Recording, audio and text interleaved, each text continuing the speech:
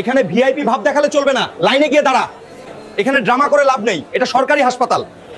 সরকারি হাসপাতালের ওপিডি কাউন্টারে বসে থাকা ক্লার্ক যেমন একজন অসুস্থ বৃদ্ধার সাথে আসা সাধারণ সালোয়ার কামিজ পরা মেয়েটিকে অপমান করছিল, সে জানতো না এই মেয়েটি আসলে জেলার নতুন ডিএম নুসরাত। নুসরাত আজ সাধারণ বেশে তার অসুস্থ মাকে নিয়ে হাসপাতালে এসেছিলেন পরিস্থিতি যাচাই করতে। কাউন্টারে থাকা ক্লার্ক মোবাইলে রিলস দেখছিল আর বারবার নুসরাতকে লাইন থেকে পেছনে সরিয়ে দিচ্ছিল।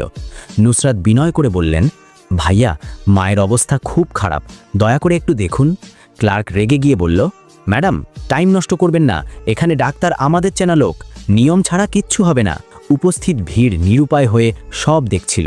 নুসরাত আর কথা না বাড়িয়ে ব্যাগ থেকে ফোন বের করে শুধু একটি কল করলেন। সিভিল সার্জন সাহেব, আমি জেলা প্রশাসক নুসরাত বলছি, ওপিডি কাউন্টারে এখনই আসুন। 10 মিনিটের মাথায় সিভিল সার্জন, পুলিশ আর মেডিকেল টিম হন্তদন্ত হয়ে ভেতরে ঢুকল।